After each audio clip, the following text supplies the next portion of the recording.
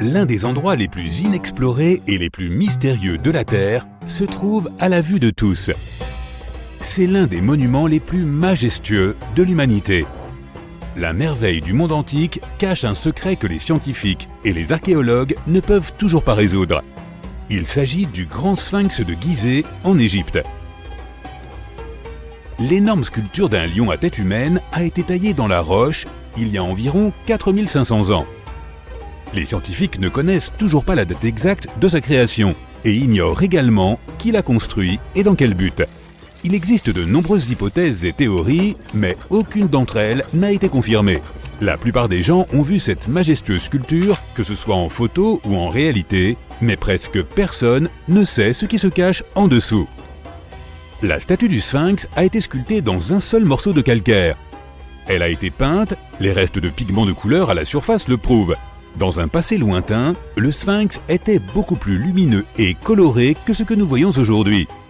Mais même après des milliers d'années, sa grandeur n'a pas diminué. Et d'ailleurs, sphinx n'est pas son vrai nom. Il a été inventé par les Grecs une centaine d'années ou plus après sa création. À l'origine, les Égyptiens appelaient la statue Horé Maquette. De nombreuses légendes et théories affirment que le sphinx est là pour une raison précise. Il est comme un chien de garde qui surveille la tombe du pharaon et les secrets de l'Égypte ancienne. Ces légendes sont devenues plus plausibles lorsque les archéologues ont découvert des entrées cachées au pied du sphinx. Ils pensent que ces passages secrets sont le début des tunnels menant aux salles contenant des trésors. Il existe de nombreuses histoires sur Internet selon lesquelles le sphinx cacherait le hall des records, un dépôt rempli de connaissances anciennes et secrètes. L'un des principaux artefacts de ce dépôt est censé être les archives de l'ancien état mythique de l'Atlantide.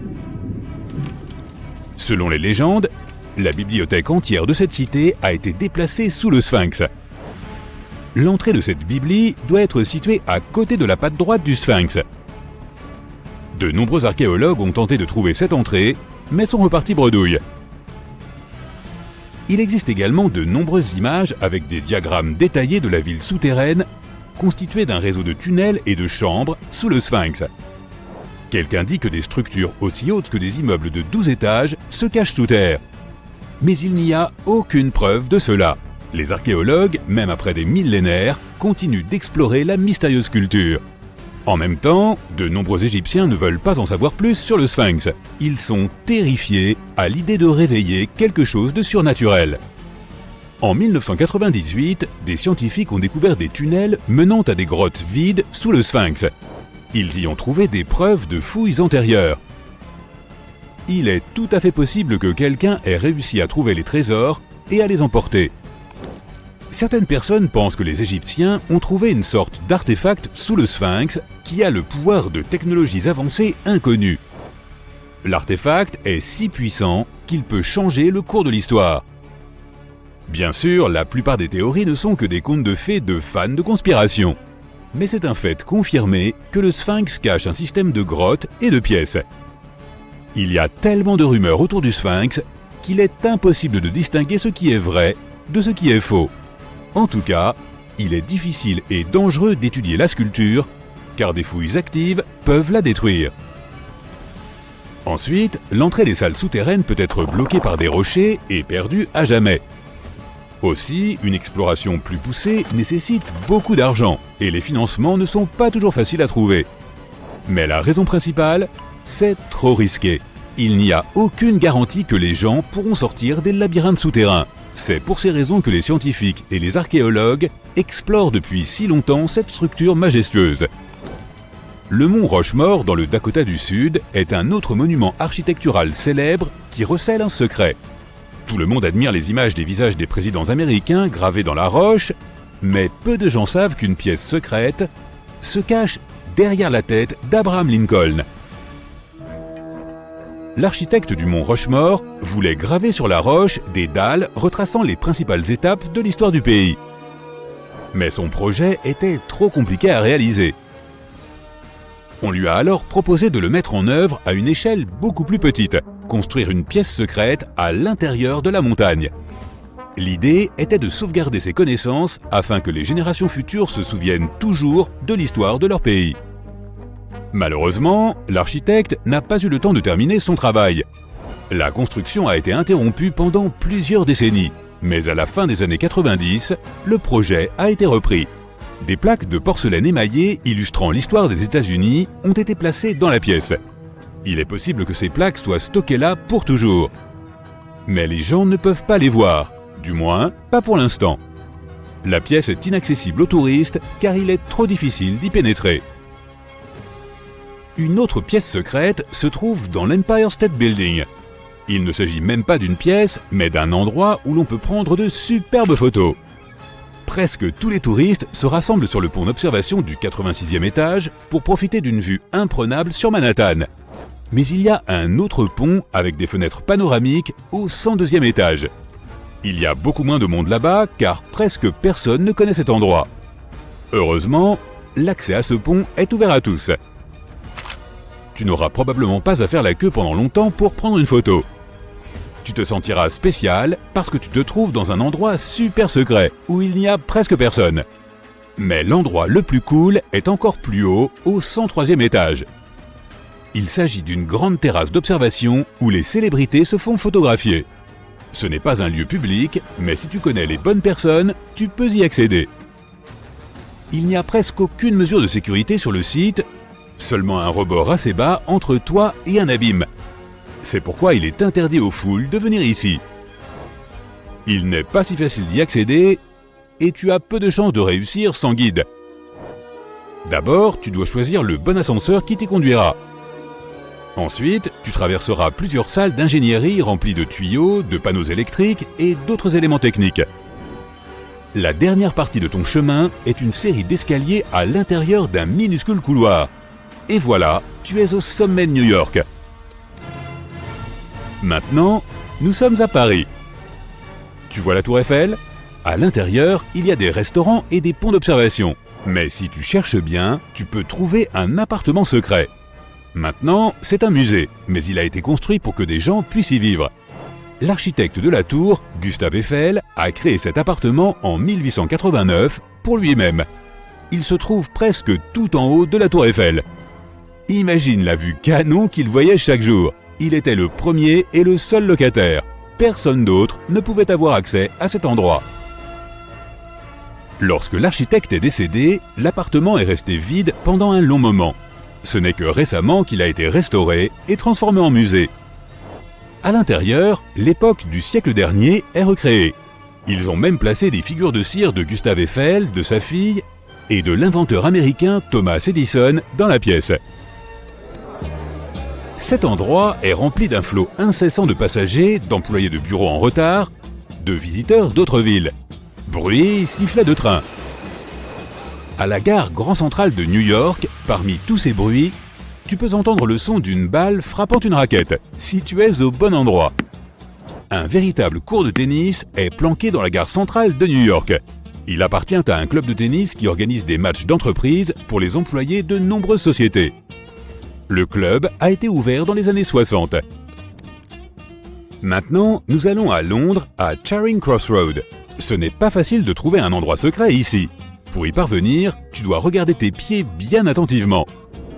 Tu vois ces grilles d'égout dans l'asphalte ? À l'intérieur d'elles, tu peux remarquer deux panneaux avec le nom de Little Compton Street. Oui, il y a une autre rue juste en dessous de toi. Elle a disparu de toutes les cartes à la fin du 19e siècle. Charing Cross Road a été construite par-dessus. Les panneaux d'identification que tu vois font partie d'anciens tunnels d'ingénierie. Il y a un autre endroit intéressant à Londres. Il est situé dans le coin sud-est de Trafalgar Square. À première vue, il ressemble à un gros lampadaire, mais il y a trop de touristes qui se promènent. On s'approche et on se rend compte qu'une personne peut facilement tenir à l'intérieur du lampadaire. Le lampadaire n'appartient pas à un électricien, mais à un officier de police. Oui, c'est le plus petit poste de police du monde. Il a été construit dans les années 1930 et est utilisé comme poste de surveillance. Les officiers devaient s'y asseoir un par un et surveiller Trafalgar Square, qui attirait toujours de nombreux pickpockets et toutes sortes d'autres criminels. L'ancienne cité de Taposiris Magna est nichée quelque part le long de la côte nord de l'Égypte. De nos jours, elle a conservé très peu de sa gloire d'antan. Mais ce qui se trouve en dessous pourrait bien détenir la clé d'un célèbre mystère. Celui de Cléopâtre, l'une des reines d'Égypte les plus mémorables de l'histoire. Le tunnel récemment découvert est également connu comme un prodige de géométrie pour son époque. Des fouilles ont mis à jour une structure de 13 mètres de long enfouie dans le sol et partiellement immergée. Sa forme et ses techniques de construction sont semblables à celles du tunnel de Palinos. Une autre incroyable découverte de l'Antiquité. Ce dernier se trouve sur l'île de Samos, en Grèce, et a été réalisé en creusant simultanément à partir de 2 points, dans le but de les faire se rencontrer au milieu. L'utilisation des mathématiques et de la géométrie pour réaliser cet ouvrage était d'une précision stupéfiante pour l'époque, d'autant plus qu'il traverse une montagne de part en part. Les archéologues qui travaillent sur le site de Taposiris Magna depuis 2004 pensent que ce tunnel pourrait mener au tombeau perdu de Cléopâtre. Les indices qu'ils ont découverts jusqu'à présent semblent étayer cette théorie. Pour commencer, la ville et son temple ont été construits par l'un des ancêtres de Cléopâtre, Ptolémée II. Toute son architecture semble indiquer que la cité était dédiée à l'ancien dieu Osiris et à sa reine, Isis. Tout au long de son règne, Cléopâtre a cherché à s'associer à la déesse. Il ne serait donc guère surprenant qu'elle ait choisi cet endroit comme lieu de dernier repos. Les archéologues n'ont pas encore réussi à localiser le tombeau de Cléopâtre, mais les recherches se poursuivent avec l'aide de la technologie moderne. Pour mieux étudier cet emplacement, les chercheurs ont même eu recours à un dispositif spécial, appelé radar à pénétration du sol.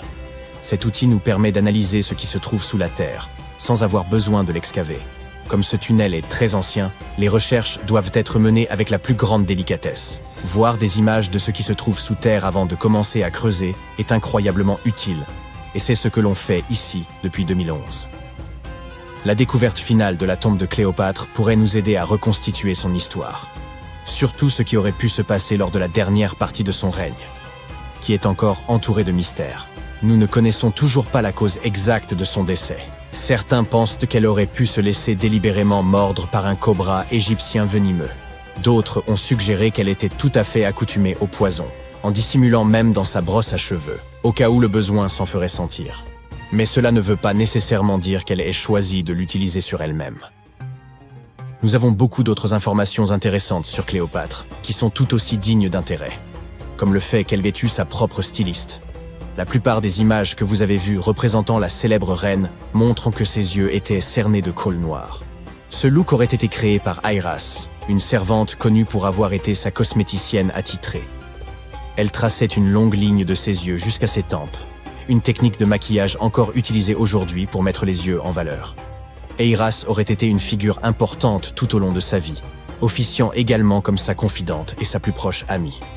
Il existe même quelques théories qui suggèrent qu'Airas se tenait à ses côtés lorsqu'elle a mis fin à ses jours. Malgré ses tenues recherchées, Cléopâtre n'était pas aussi belle qu'on le décrit. Ou du moins, c'est ce que pointent des recherches récentes. Certes, si l'on regarde les films et l'iconographie moderne, elle est représentée comme une femme d'une extrême beauté, aux traits symétriques et délicats. Toutefois, si l'on examine les pièces de monnaie représentant son profil de l'époque, son apparence laisse beaucoup à désirer. Son image sur les pièces de monnaie a peut-être également été exagérée, pour donner à la reine une apparence plus reconnaissable aux yeux de son peuple. Ainsi, il n'existe aucune source véritablement fiable pour confirmer son aspect. Mais sa description dans la plupart des textes de l'Antiquité évoque ses autres qualités, comme son éloquence et sa personnalité, plutôt que sa beauté. Cléopâtre est peut-être la reine égyptienne la plus célèbre à ce jour, mais elle n'était pas non plus le premier choix. Elle avait une sœur aînée, Bérénice, qui n'aura que très brièvement occupé le trône. Cette dernière ayant été renversée après 3 ans de règne, Cléopâtre s'est donc habituée à endosser le rôle et a commencé à se consacrer à sa propre éducation. Elle voyageait fréquemment à travers le pays pour se familiariser avec son peuple et avec leurs besoins.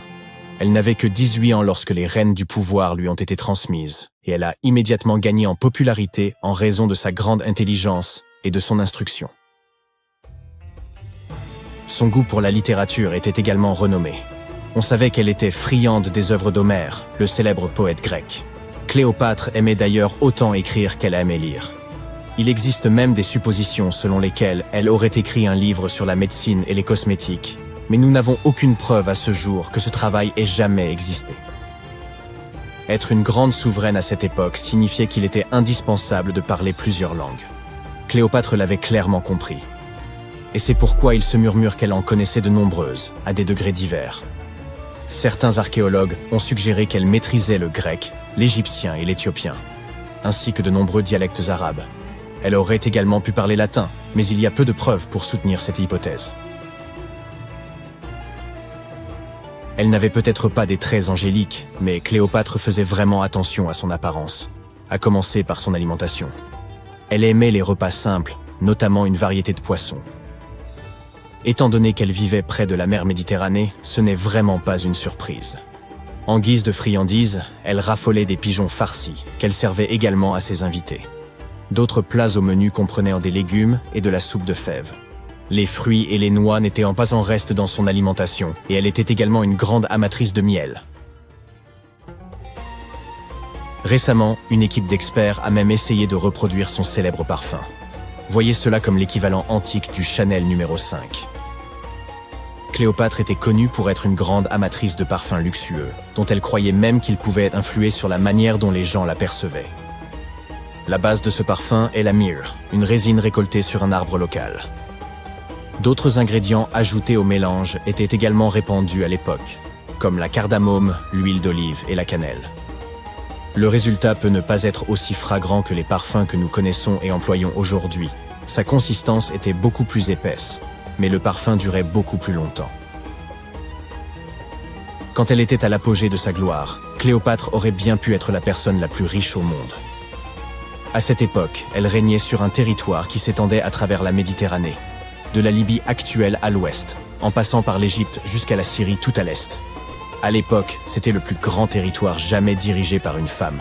En monnaie d'aujourd'hui, sa fortune aurait donc pu avoisiner les 95 milliards de dollars. Les calendriers que nous utilisons aujourd'hui ont peut-être été introduits par Cléopâtre elle-même.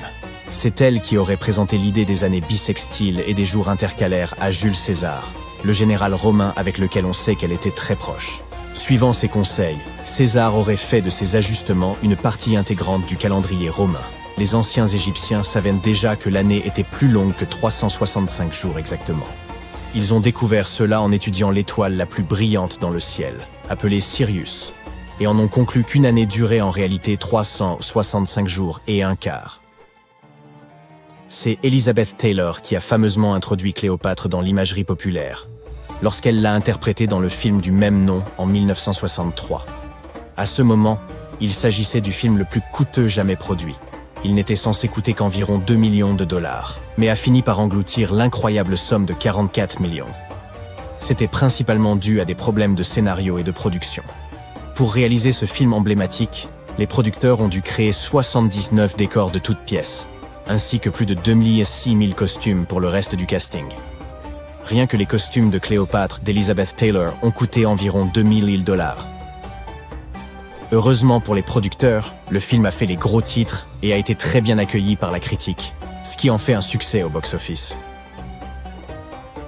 Certains associent Cléopâtre à un autre célèbre souverain d'Égypte, le pharaon Toutankhamon. C'est une erreur. Car hormis le fait qu'ils aient en tous deux été des pharaons égyptiens, ils n'ont rien d'autre en commun. Pour commencer, Toutankhamon a vécu environ 1300 ans avant Cléopâtre.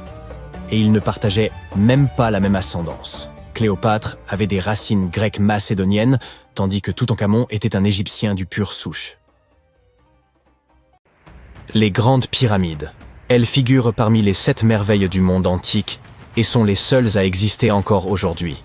Saviez-vous que les pyramides de Gizeh n'étaient pourtant pas uniques en leur genre, et qu'elles ne furent même pas les premières? Il y eut d'abord les moyennes pyramides, mais elles n'ont pas si bien marché. Bon, j'arrête de dire des sottises. Pour en revenir à notre histoire, dans l'Égypte ancienne, on croyait que les rois étaient choisis par les dieux pour servir sur terre en tant que médiateurs. Dans l'au-delà, ils étaient censés devenir eux-mêmes des dieux. Le complexe pyramidal fut donc construit pour que le roi dispose de tout ce dont il pourrait avoir besoin dans l'au-delà. Il y avait la pyramide, un palais et des temples. Le tombeau du roi, dans la pyramide, était rempli de tout le nécessaire, des meubles, de la nourriture et des objets d'or. En fait, La première pyramide a été construite 80 ans avant la première pyramide de Gizeh. Au total, il y en avait une centaine. Certaines ne furent pas achevées, car la construction prenait du temps, et tous les pharaons ne vivaient pas assez longtemps pour voir la fin des travaux. Parlons maintenant de la construction elle-même. La plus grande des pyramides de Gizeh est aussi haute qu'un immeuble de 40 étages. Comment diable ont-ils réussi à construire une structure aussi massive il y a 5000 ans, bien avant l'apparition des machines et autres équipements? Nous allons voir ça. Le pharaon Khéops est monté sur le trône vers 2575 avant notre ère, et son architecte a commencé la construction de la plus ancienne et de la plus grande des pyramides de Gizeh. Il a calculé qu'il faudrait utiliser plus de 2 millions de blocs de calcaire pour construire la pyramide, chacun pesant environ 2,5 tonnes, soit à peu près le poids d'un rhinocéros. L'architecte voulait terminer la construction en 20 ans. Pour y parvenir, une pierre devait être transportée et placée toutes les 4 minutes, 24 heures sur 24, 7 jours sur 7 et 365 jours par an, sauf les années bissextiles. Il est donc évident qu'il fallut beaucoup d'ouvriers pour réaliser ce projet. Beaucoup pensent que ce sont des esclaves qui ont travaillé sur le chantier de la pyramide, mais ce n'est pas vrai. Des ouvriers sont venus de toute l'Égypte pour contribuer au chantier, soit environ 25 000 personnes. Les Égyptiens effectuaient toutes sortes de travaux, du travail manuel à la fabrication d'outils en passant par le travail administratif. Ils travaillaient tous environ 10 heures par jour, étaient logés et bien nourris, et menaient globalement une vie plus confortable que celle qu'un Égyptien moyen pouvait s'offrir à l'époque. On suppose qu'ils vivaient dans une ville provisoire située non loin et qu'ils formaient une communauté organisée dirigée par un chef puissant. Les pyramides semblent avoir été conçues pour s'aligner sur les points cardinaux et leurs côtés symbolisent les rayons du soleil. Mais à l'époque, il n'y avait pas de boussole. Les anciens Égyptiens calculaient eux-mêmes les directions, et ce avec une précision étonnante. Pour aligner les pyramides, ils utilisèrent 2 constellations. Le chantier était situé sur la rive ouest du Nil. Cela avait également une signification symbolique. Le soleil se couche à l'ouest, et la vie devait nécessairement en faire autant. La deuxième pyramide de Gizeh fut construite pour le fils de Khéops, le pharaon Khéphren. Elle est un peu plus petite, mais c'est elle qui abrite la célèbre statue du Sphinx sans nez. Bien sûr, à l'origine, il avait un nez. Je vous raconterai bien ce qui lui est arrivé, mais c'est encore un mystère, personne ne le sait vraiment. Les sphinx ont un corps de lion et une tête d'homme. On les considérait comme les gardiens de lieux importants. Ce célèbre sphinx porte la tête du pharaon Khéphren et garde sa pyramide, face au soleil levant. Le sphinx est l'une des plus grandes et des plus anciennes statues du monde. À l'origine, il n'avait pas seulement un nez, il était aussi coloré. Les scientifiques ont découvert des traces de couleur rouge sur son visage. Il est donc fort probable que le sphinx ait été peint de cette couleur. Il y a également des traces de jaune et de bleu sur son corps. Une statue plutôt sympa. Jusqu'en 1800 environ, le sphinx était enterré jusqu'aux épaules, mais un aventurier accompagné d'une équipe de 160 hommes le déterra. Mais revenons à notre chantier. Les ouvriers avaient bien sûr besoin de blocs de pierre. Il y avait 2 endroits principaux où l'on pouvait s'en procurer. L'un d'eux se trouvait à proximité du site. Mais cette pierre jaune, tapissée de fossiles, ne convenait que pour l'intérieur de la pyramide. Les blocs de calcaire destinés à l'extérieur furent transportés sur 13 km grâce à des traîneaux de 2,5 mètres de long. Apparemment, il n'était pas trop difficile de les tirer. On mêlait de l'eau à la bonne quantité de sable, et ça glissait bien. 10 personnes suffisaient pour tirer un traîneau transportant une grosse pierre. Étonnamment, couper des blocs de calcaire n'était pas le plus difficile. Dans le sol, le calcaire est mou et peut être fondu assez facilement. Mais après avoir été exposé à l'air, il durcit. Le plus difficile fut donc de façonner tous ces blocs. Cette étape était cruciale, car la moindre imprécision pouvait entraîner l'effondrement de toute la pyramide. Bien, ces pierres calcaires étaient extraites, transportées sur un traîneau, façonnées, et ensuite quoi ? Comment les disposer ? C'est encore un mystère. Les archéologues ont découvert les vestiges d'un système de rampes datant de l'époque de la construction des pyramides. Les historiens s'accordent donc à dire que les Égyptiens ont très probablement conçu un système unique pour déplacer et tirer ces énormes blocs. L'opinion la plus répandue est qu'il y avait plusieurs rampes autour de la pyramide. Il y avait probablement une rampe centrale avec 2 escaliers de chaque côté, construits directement sur les pierres de la pyramide. La rampe grandissait au fur et à mesure que la pyramide s'élevait. On pense que certains ouvriers gravissaient les escaliers en tirant des pierres sur des traîneaux de bois. Mais ce n'est qu'une hypothèse parmi d'autres. D'autres affirment que les rampes se trouvaient autour de la pyramide, d'autres encore qu'elles se trouvaient à l'intérieur. Peut-être que nous ne le saurons jamais, et que le mystère restera entier pour toujours. Le calcaire extérieur de la pyramide était poli avec du sable et de la pierre pour qu'il brille. Au sommet, il y avait un pyramidion en or et en argent, qui scintillait sur l'Égypte comme un deuxième soleil. Voilà comment on occupait son temps il y a 5000 ans. Parlons maintenant de l'intérieur. Curieusement, il n'y a pas grand-chose à l'intérieur de la pyramide. En très grande partie, il s'agit de pierres massives, avec très peu d'espace ouvert. Mais jetons un coup d'œil rapide. Depuis l'entrée, il y a 2 escaliers, l'un qui descend, l'autre qui monte. Ils nous mènent aux chambres. Il y en a 3 à l'intérieur. Pourquoi? Apparemment, une chambre funéraire devait être toujours prête au cas où le pharaon aurait rendu l'âme avant la fin des travaux. À mesure que les travaux avançaient, d'autres chambres étaient reconstruites. La dernière était la principale, c'était la chambre du roi, celle où repose Khéops. C'est la plus grande pièce, au cœur de la pyramide, et un grand passage y mène. On l'utilisait probablement pour monter le granit, servant à décorer l'intérieur. On utilisa également du granit pour fabriquer 5 étages de poutres destinés à soutenir la structure. Et apparemment, ça a bien tenu étant donné que la pyramide est restée debout pendant des siècles. Malheureusement, aucune de ces chambres ne comporte de hiéroglyphes. Si vous voulez en voir, vous devez aller voir les tombes décorées situées près des pyramides. Ces œuvres sont des représentations de la culture et de la vie quotidienne de l'Égypte ancienne. Leurs textes permettent aux chercheurs d'étudier la langue et la grammaire. Les trésors qui se trouvaient autrefois dans les pyramides ont été emportés par des pilleurs. Il existe aussi de nombreux tunnels et passages secrets à l'intérieur des pyramides. Mais aujourd'hui encore, personne n'en connaît le plan complet. Cela fait des années que les scientifiques envoient des robots munis de caméras à l'intérieur. Mais il y a encore beaucoup de choses que nous ignorons. Aujourd'hui, ils se servent de rayons X pour scanner les pyramides de l'extérieur, sans entrer. Alors oui, les anciens Égyptiens ont bien créé un mystère que personne n'a réussi à percer en 5000 ans.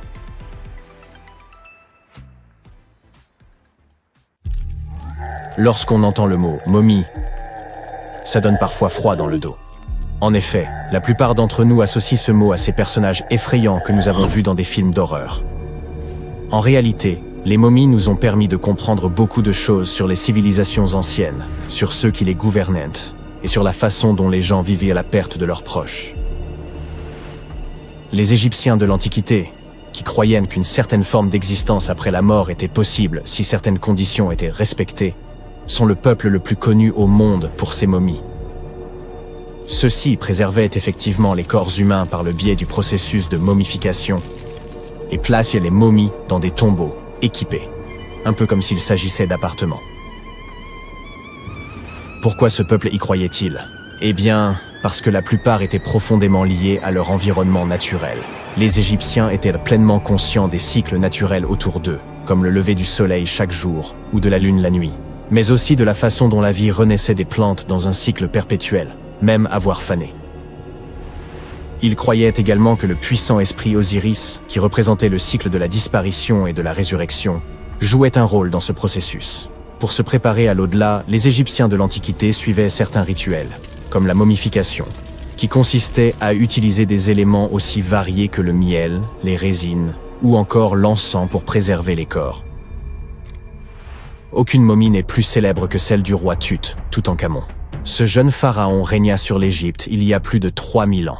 Un problème majeur lors de la découverte des tombes royales est que la plupart ont déjà été pillées au moment où on les retrouve.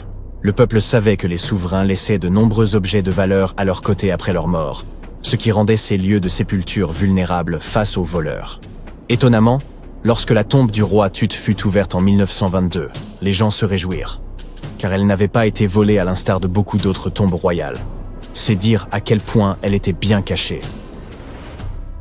À l'intérieur, sa momie était enfermée dans 3 cercueils au total, dont un en or. Les objets trouvés dans sa tombe furent très révélateurs de ce qu'était l'Égypte antique. L'étude de sa momie nous a également permis d'en savoir plus sur la culture et les pratiques en vigueur à l'époque où il est décédé. Enfin, les recherches liées à son ADN nous ont conduit à obtenir des informations sur sa famille. En outre, les scientifiques purent découvrir qu'il avait, par exemple, souffert de la maladie appelée le paludisme et d'un problème au pied susceptible de l'avoir gêné lorsqu'il marchait. Ramsès II est un autre pharaon égyptien qui a régné pendant 68 ans, ce qui n'était pas rien à l'époque. Il est connu pour ses campagnes militaires d'expansion et ses réalisations architecturales. De nombreuses preuves datant de son règne existent encore aujourd'hui, notamment une grande statue à son effigie. Ramsès II mesurait environ 1,80 m et a vécu jusqu'à l'âge de 90 ans. Après avoir examiné sa momie, les scientifiques conclurent qu'il souffrait peut-être d'une maladie affectant sa colonne vertébrale. Vous vous souvenez des voleurs que j'ai évoqués plus haut? C'est probablement à cause de ces derniers que Ramsès II termina dans le cercueil ordinaire d'une collection secrète de momies royales à Deir el-Bahari, qui a été redécouverte en 1881. Heureusement, les archéologues purent l'identifier, car ses voyages avaient été consignés sur ce qui l'enveloppait. Le processus de momification était très fastidieux. En effet, dans l'Égypte antique, la momification pouvait durer jusqu'à 70 jours. Une personne dédiée prononçait un discours très spécifique, tout en manipulant délicatement le corps et en le séchant à l'aide d'une sorte de sel appelé natron. On utilisait également du lin et de la résine pour que le corps paraisse plus vivant et pour l'envelopper dans un tissu. La tombe était tout aussi importante que la momification pour les Égyptiens de l'Antiquité. Les parois de la tombe du roi Tut, par exemple, étaient ornées d'œuvres d'art complexes représentant son voyage dans l'au-delà, depuis sa procession funéraire jusqu'à son passage aux enfers. Les Égyptiens antiques pensaient que tout le monde faisait ce voyage après sa mort et remplissaient donc les tombes d'objets et de peintures pour aider les défunts au cours de leur voyage spirituel. En outre, les murs de la tombe étaient décorés de formules tirées d'un livre spécial qui contenait une série de poèmes dont les Égyptiens pensaient qu'ils aideraient les gens à atteindre l'au-delà. Fait soulignant l'importance de ce voyage, les gens plaçaient même de la nourriture dans ces tombes antiques. Dans la tombe du roi Tut, les archéologues découvrirent 36 jarres de boissons antiques et 8 paniers de fruits, déposés là pour l'aider dans son voyage vers l'au-delà. Les Égyptiens pensaient que le voyage vers l'au-delà prenait beaucoup de temps et laissaient donc des provisions conséquentes pour soutenir leurs proches. Les pharaons possédaient généralement de nombreux vêtements luxueux et de beaux bijoux dans leurs tombes afin de s'assurer que leur tenue serait à la hauteur de leur statut lors de leur voyage. On a retrouvé des vêtements en lin, tels que des tuniques, des écharpes, des gants et des coiffes. De nombreux bijoux en or ornés de pierres précieuses, des bracelets aux boucles d'oreilles, en passant par des colliers et des bagues, mais aussi des représentations d'insectes censés les protéger. Certaines tombes contenaient même des éventails en ivoire et en plumes d'autruche pour les garder au frais dans l'au-delà. Aussi fou que ça puisse paraître, certains souverains de l'Antiquité furent placés dans leurs appartements éternels avec des bateaux. Par exemple, le pharaon Khufu fit construire la grande pyramide de Gizeh pour en faire son tombeau, et un grand bateau fut retrouvé à l'intérieur. Le roi Tut, quant à lui, fut enterré avec plusieurs pages de bateaux, mais pas de bateau à proprement parler. À la place, il avait 3 chars et de nombreux bâtons de marche en matériaux précieux, ce qui indique peut-être qu'il souhaitait se rendre dans l'au-delà par la terre et non par l'eau. Parmi les objets les plus intéressants trouvés près des momies antiques, on trouve des flacons d'huile et de parfums. Si les souverains étaient censés toujours être à la dernière mode, pourquoi ne pas sentir bon par la même occasion, n'est-ce pas? Certains d'entre eux possédaient également des jeux de société, la plupart fabriqués dans des matériaux précieux, comme l'or ou l'ivoire. L'un de ces jeux, le Senet, était très populaire en Égypte antique et ressemblait beaucoup aux échecs modernes. Les Égyptiens de l'Antiquité ont peut-être les momies les plus célèbres, mais ce ne sont pas ceux qui inventèrent la momification. En réalité, tout commença en Amérique du Sud, avec un peuple ancien appelé Chinchorro. D'après ce que nous savons aujourd'hui, ce peuple fut le premier à momifier ses proches défunts et suivit cette tradition pendant environ 2000 ans avant que les Égyptiens ne commencent leur propre rituel. Certes, l'étude de ces momies permet d'en apprendre beaucoup sur les souverains de l'Antiquité, mais jusqu'à récemment, nous n'avions encore aucune idée de ce à quoi les défunts ressemblaient vraiment de leur vivant. Cependant, Il n'y a pas si longtemps que cela, des peintures de momies très particulières furent découvertes par des archéologues qui étudiaient des objets égyptiens antiques. Ces portraits de momies sont des peintures très détaillées d'individus réalisés de leur vivant. Ils étaient souvent peints sur du bois, contrairement aux portraits sur toile classiques que nous connaissons tous. Ces portraits sont appréciés pour leur réalisme et leur beauté, et ont même été utilisés par des chercheurs pour diagnostiquer des maladies en les comparant aux momies correspondantes. Certains de ces portraits comportent également des représentations de bijoux qui ont été retrouvés plus tard sur les momies. La découverte récente de ces portraits de momies en Égypte centrale revêt une grande importance, car c'est la première fois depuis plus d'un siècle que de telles peintures sont retrouvées. Les momies sont apparues partout dans le monde de manière naturelle. En effet, la momification peut se produire sans que l'homme n'intervienne, en raison de conditions naturelles. Par exemple, des environnements extrêmement froids ou chauds, des endroits où l'oxygène manque, ou une exposition accidentelle à des produits chimiques qui préservent le corps. Les conditions que je viens de citer ne permettent pas aux bactéries de se développer, ce qui fait que le corps reste plus ou moins intact. Le célèbre Otzi est l'une de ces momies. Nous savons aujourd'hui qu'il s'agissait d'un homme ayant vécu il y a environ 5000 ans en Europe, mais lors de sa découverte dans les Alpes en 1991, les autorités autrichiennes crurent d'abord qu'il s'agissait d'un alpiniste moderne en raison de la bonne conservation du corps. Cependant, après avoir retiré l'homme des glaces du glacier, il fut établi qu'il datait en fait de l'âge du cuivre.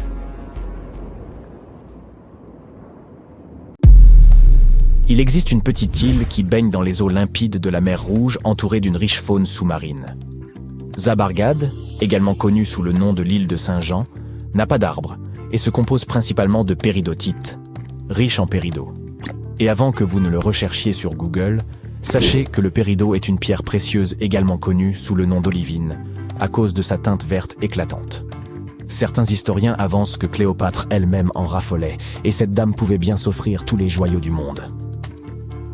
Les géologues pensent que le péridot se forme à la suite de l'épandage du plancher océanique. Lorsque la croûte terrestre décide de se séparer, les roches provenant des profondeurs sont poussées à la surface. C'est exactement ainsi que s'est formée notre île au trésor.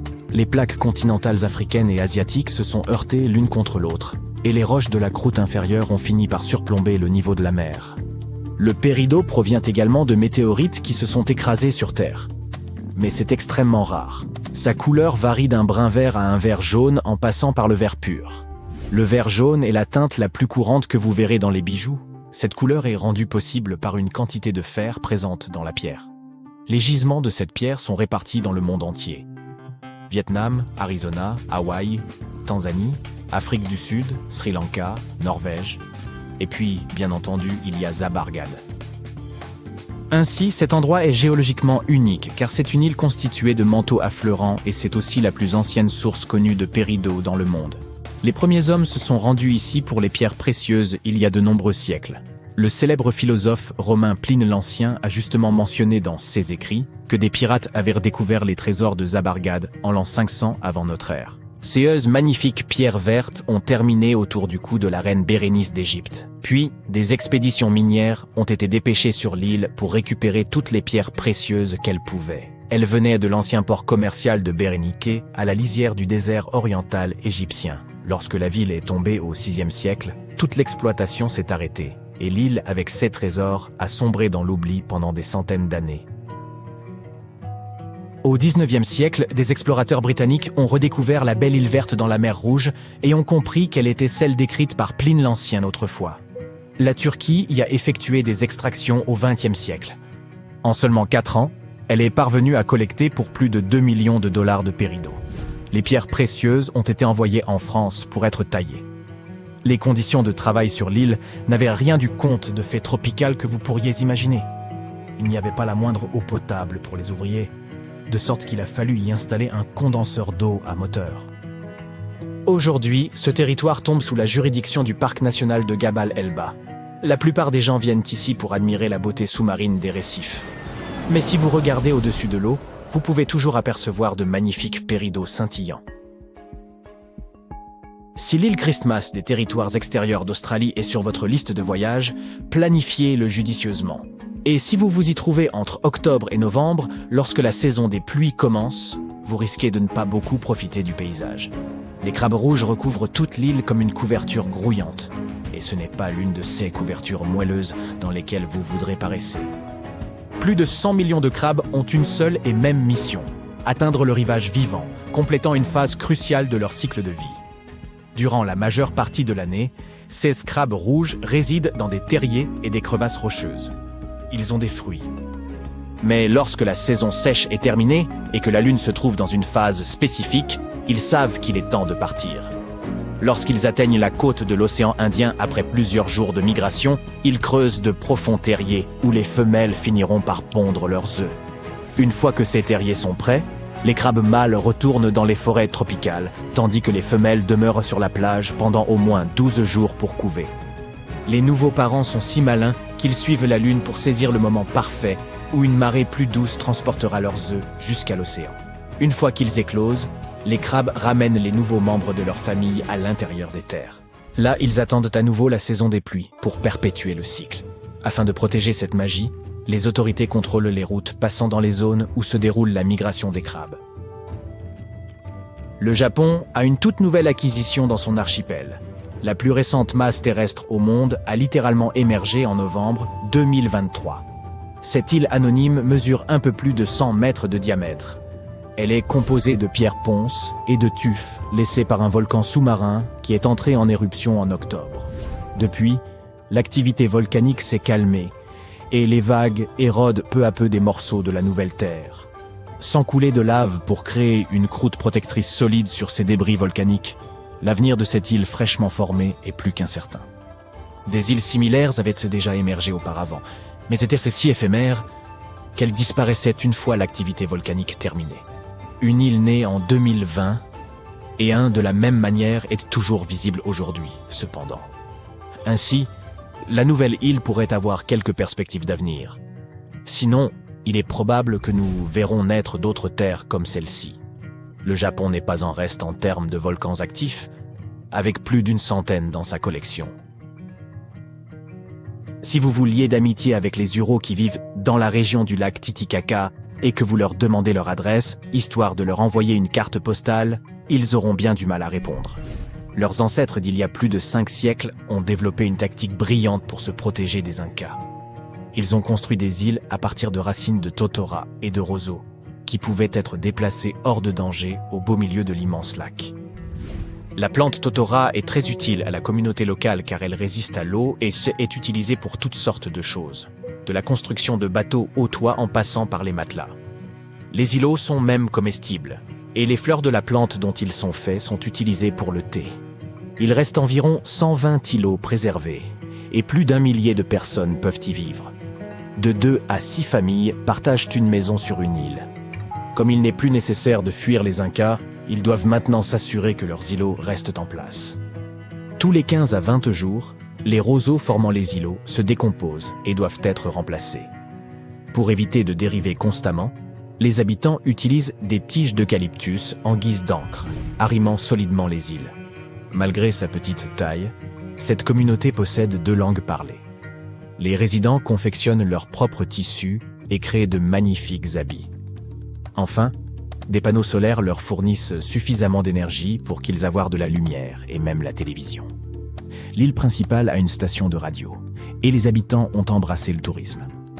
Vous pouvez ainsi effectuer une réservation en ligne et éprouver vous-même cette vie flottante. Certaines îles surgissent de nulle part et d'autres disparaissent sans laisser de traces. L'une des plus célèbres îles, dite fantôme, est l'île de Hy-Brasil, au large des côtes de l'Irlande. Avant que vous ne demandiez, non, elle n'a rien à voir avec le Brésil. Aichi est une variante de I, qui signifie île. Et Brasil vient de la racine bre, qui signifie puissant, grand, beau, en vieil irlandais. Et elle a donné son nom à un haut roi celte. Cette petite île entourée de brouillard a été cartographiée pour la première fois en 1325. Mais les tentatives ultérieures, visant à établir sa position exacte, n'ont jamais abouti. Ainsi, la légende raconte que l'île n'apparaît qu'une fois tous les 7 ans. Et même ceux qui prétendent l'avoir vue disent qu'ils ont simplement navigué au travers sans rencontrer la moindre parcelle de terre. Le capitaine John Nisbet a raconté comment il a non seulement aperçu Hy-Brasil, mais s'est également retrouvé coincé dessus avec son équipage. Selon ses dires, l'île possédait un château et était essentiellement inhabitée. Il y aurait même fait la rencontre d'un vieillard à l'air grave qui lui aurait conté l'ancienne histoire de l'île autour d'un festin somptueux. À la fin du XVe siècle, une série d'expéditions sont parties de Bristol en quête de l'île légendaire. Toutes les tentatives ont échoué et High Brasil a disparu des cartes en 1865. On ne saura peut-être jamais si elle a un jour existé, mais avouez que ça fait une belle histoire. Si quelqu'un invente enfin le voyage dans le temps et que vous vous rendez dans le passé, vous ne reconnaîtrez pas la plupart des choses que vous connaissez et aimez aujourd'hui. La Statue de la Liberté et les pyramides d'Égypte, certains gadgets de base comme la télécommande et votre ordinateur portable, et même le maïs que vous mangez au déjeuner ont tous changé au point d'être méconnaissables. Lorsque les pyramides ont été construites en Égypte ancienne, à Gizeh et dans d'autres lieux, elles n'avaient pas du tout cet aspect brun sablonneux. Elles étaient recouvertes de calcaire blanc. Quand on les regardait sous le soleil brûlant d'Afrique, on était obligé de détourner le regard tant elles étaient lisses et brillantes. Les bâtisseurs utilisèrent environ 6 millions de tonnes de calcaire pour la seule grande pyramide de Gizeh. C'est la plus grande de celles qui sont encore debout. Les souverains locaux étaient plutôt économes et ils réutilisèrent certaines des pierres de revêtement pour d'autres projets de construction. Un tremblement de terre massif survenu au XIVe siècle détacha également une partie des pierres. Vous ne verrez donc pas beaucoup de calcaire, mais il y en a encore au sommet de la pyramide de Khéphren à Gizeh. On dirait une deuxième pointe au-dessus de la première. Dans l'Antiquité, toutes les pyramides étaient coiffées de pyramidions recouverts d'un mélange d'or et d'argent. La plupart ont été perdus au fil des siècles, mais vous pouvez encore en voir quelques-uns dans les musées. Ils représentent des divinités égyptiennes. Les pyramides ont probablement été conçues d'après une pierre pointue sacrée, le benben. Elle représentait les rayons du soleil. Soulever de lourdes pierres n'était pas si simple sans la technologie dont nous disposons aujourd'hui. Je suppose que vous serez d'accord avec moi si vous avez déjà aidé vos amis à déménager au moins une fois et qu'ils vous ont fait porter le canapé. Mais les Égyptiens avaient pensé à tout et ont justement choisi la forme pyramidale car elle permet de répartir le poids uniformément sur l'ensemble de l'objet. La Statue de la Liberté a également subi une transformation majeure depuis son inauguration en 1886. Croyez-le ou non, elle était autrefois d'un brun brillant, comme un centime. 20 ans plus tard, elle est devenue verte. Ce n'était pas un effet de mode, mais une réaction chimique. La statue est recouverte de centaines de fines feuilles de cuivre. Lorsque le cuivre entre en contact avec l'air, il forme une couche protectrice appelée verre de gris. C'est pourquoi les statues et autres objets en cuivre, en laiton et en bronze peuvent durer si longtemps. Lorsque Lady Liberty est devenue verte, les autorités ont décidé que ce serait une bonne idée de la repeindre. C'était bien avant l'avènement des réseaux sociaux, et il n'était donc pas possible de laisser un commentaire furieux sous le post présentant cette idée. Mais les journaux locaux en ont parlé et le public n'a pas été d'accord. Le Times a ensuite interviewé un fabricant de cuivre et de bronze, qui a confirmé qu'il ne fallait pas la repeindre, car enlever cette couche protectrice reviendrait à détruire la statue. Au fil des ans, des gens ont suggéré à plusieurs reprises de repeindre Lady Liberty, mais personne ne l'a jamais fait. Je ne sais pas ce qu'il en est pour vous, mais je n'arrive pas à imaginer cette dame dans une autre couleur, alors je suppose que c'est mieux ainsi. Vous aimez les bananes autant que moi ? La prochaine fois que vous en dégusterez une bien juteuse, n'oubliez pas que vous devez cette texture à la culture sélective. À l'origine, les bananes sauvages contenaient beaucoup de grosses graines dures et peu de cette pulpe délicieuse. Et la pastèque sucrée, vous aimez ça ? Son histoire remonte à plus de 5000 ans. Autrefois, la chair de la pastèque était amère, d'un blanc jaunâtre, et il était très difficile de l'ouvrir. La culture sélective a encore sauvé la mise, et les pastèques sont devenues beaucoup plus sucrées. Les scientifiques japonais sont allés plus loin encore, et en ont inventé une version sans pépins. La grand-mère du maïs est une graminée mexicaine appelée théocinthe. Les grains de cette graminée étaient petits, et même plutôt rares. Il y a plusieurs milliers d'années, les agriculteurs ne conservaient donc que les graines des plantes les plus grandes, les plus savoureuses, ou dont les grains étaient plus faciles à moudre. Et nous les remercions de nous avoir donné ce délicieux maïs que nous consommons aujourd'hui. Et imaginez ça, les avocats sauvages étaient si petits qu'ils tenaient facilement dans une main. Leur noyau était si gros qu'il n'y avait pas grand-chose à manger. Et leur coque était également beaucoup plus dure que celle des avocats modernes auxquels nous sommes habitués. Vous ne pourriez probablement pas accomplir beaucoup de travail aujourd'hui sans votre précieux ordinateur, mais je ne peux pas vous dire exactement à qui vous devriez dire merci pour cette invention. L'ABC de 1942 est l'un des prétendants au titre de premier ordinateur. C'est l'acronyme d'Atanasoff Berry Computer, nommé d'après ses inventeurs de l'Université d'État de l'Iowa. L'ABC pesait plus de 320 kg. Oui, le vôtre est certainement beaucoup plus léger. Cette machine était composée d'environ 300 tubes à vide et possédait un tambour rotatif, un peu plus grand qu'un pot de peinture, sur lequel se trouvaient de petits condensateurs. Un condensateur est un gadget capable de stocker une charge électrique, comme une batterie. L'ABC pouvait résoudre des problèmes comportant jusqu'à 29 variables différentes, ce qui permettait aux scientifiques de gagner du temps. Comme les ordinateurs modernes, il utilisait un système binaire, des 1 et des 0, pour représenter tous les nombres et toutes les données. Grâce à ça, il est devenu possible d'effectuer des calculs électroniquement. Et maintenant, écoutez un peu ça. L'ABC effectuait une opération toutes les 15 secondes environ. À titre de comparaison, un ordinateur fait aujourd'hui des millions d'opérations par seconde. Contrairement à la technologie que nous utilisons de nos jours, l'ABC n'avait pas de programme enregistré modifiable. Un programme ne pouvait donc effectuer qu'une seule tâche à la fois. Un opérateur devait noter la réponse intermédiaire, puis la recomposer dans l'ordinateur. Voilà pourquoi je suis heureux de vivre au XXIe siècle. La télécommande que vous utilisez pour toutes sortes d'appareils ne date pas d'hier non plus.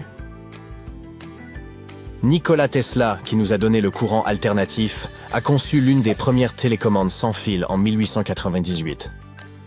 Il a baptisé son invention le téléautomaton et l'a présenté à l'aide d'un bateau miniature contrôlé par ondes radio. Le bateau était équipé d'une petite antenne métallique. Tesla envoyait des signaux au bateau à l'aide d'une boîte munie d'un levier et d'une clé télégraphique, sa version d'une télécommande. Ces signaux mettaient en mouvement les contacts électriques du bateau et faisaient bouger le gouvernail et l'hélice. Le concept de la télécommande s'est ensuite rapidement étendu à d'autres gadgets. La première télécommande de télévision est apparue en 1950. Elle a été conçue par la Zenith Radio Corporation, qui l'a baptisée LazyBone. Ça veut dire « gros paresseux ». La LazyBone était dotée d'un énorme câble relié au téléviseur. Ceux qui l'ont essayé ne sont pas tombés amoureux tout de suite de cette invention. Ils se prenaient les pieds dedans tout le temps. Pas très pratique, je vous l'accorde. Si vous habitez ou travaillez tout en haut d'un immeuble, cette invention est pour vous. Voici le premier ascenseur pour passagers. Il se déplaçait à la vitesse de 12 mètres par minute. Ce n'est pas très rapide, je sais, comparé au record d'aujourd'hui qui est de 12 mètres par seconde. Mais bon, il date de 1857 et a été construit à New York. Il s'agissait plus d'une attraction touristique que d'une nécessité. L'ascenseur fonctionnait à l'aide d'un moteur à vapeur caché dans le sous-sol d'un bâtiment de 5 étages. Mais il fut fermé 3 ans plus tard parce que le public ne l'appréciait pas. C'est à cette époque que Otis Tufts a déposé le premier brevet pour un chemin de fer vertical. Son invention comprenait un wagon équipé d'un banc pour que les gens puissent s'asseoir. Un endroit idéal pour se retrouver entre amis, vous ne pensez pas? Ensuite, ils ont commencé à installer des ascenseurs dans les hôtels de luxe du monde entier. Il s'agissait de véritables salles très joliment décorées, avec des sièges rembourrés, des miroirs sur les murs et parfois même un petit lustre. Un opérateur fermait la porte et la cabine commençait sa très lente ascension. On l'utilisait car c'était à la mode. Ce n'était pas très rapide. Moi, j'ai toujours préféré les escaliers. Une découverte macabre a été faite en Égypte il y a quelques années. Vous voulez en savoir plus? 16 mains humaines, soigneusement enterrées dans 4 fosses sinistres. À première vue, elles ne ressemblaient pas vraiment à des mains humaines, car elles étaient anormalement grandes. Mais c'étaient bien des mains d'hommes. Bizarrement, il n'y avait que des mains droites, aucune main gauche. Et nous avons découvert qu'un ancien rituel très sombre avait eu lieu à cet endroit. L'art et les contes de l'Égypte ancienne parlent d'une cérémonie au cours de laquelle les guerriers présentaient la main droite de leurs adversaires comme preuve de leur victoire et demandaient de l'or en échange. Les Égyptiens croyaient en une vie après la mort, et couper la main de quelqu'un revenait à lui ôter son pouvoir pour l'éternité. S'assurer ce type de victoire était intéressant pour les guerriers. Dans le cas qui nous occupe, Le combat avait opposé les Égyptiens aux Hyksos, qui vivaient dans ce qui s'appelait autrefois Canaan. L'Égypte a souvent été le théâtre de découvertes qui ont marqué l'histoire. Et il y a quelque temps, ce papyrus a été retrouvé. Quand on le déploie, il est un peu plus grand qu'un gratte-ciel. Le plus petit gratte-ciel du monde, d'accord. Celui de Wichita Falls, au Texas. À l'époque, les humains n'écrivaient pas sur leur téléphone, ils écrivaient sur cette chose, fabriquée à partir de la moelle du souchet papyrus. Il y a environ 2000 ans, les anciens Égyptiens ont composé quelque chose qui ressemble à un livre. Ils y ont décrit la plupart de leurs traditions funéraires et leur vision de l'au-delà. Ce manuscrit est considéré comme l'un des textes les plus importants de l'Égypte ancienne et il est encore vendu en librairie à ce jour. Il a été exhumé d'une chambre située juste au sud de la pyramide de Djeser, à Saqqara. Eh oui, Djeser est la pyramide la plus ancienne d'Égypte. Ce ne sont pas celles de Gizeh, comme le pensent la plupart des gens. Récemment, le site de Saqqara a été pris d'assaut par des archéologues super enthousiastes qui ont trouvé l'une des plus anciennes momies intactes d'Égypte. Ils pensent que cette momie bien conservée est la dépouille d'un homme fortuné. Elle a été découverte dans un puits profond, recouverte de plusieurs couches de feuilles d'or. De nombreux symboles montrent qu'il s'agissait d'un homme important et riche, comme le bandeau qu'il porte sur la tête, le bracelet sur sa poitrine et le fait qu'il ait été embaumé avec une tunique, ce qui était réservé à la fine fleur de l'Égypte.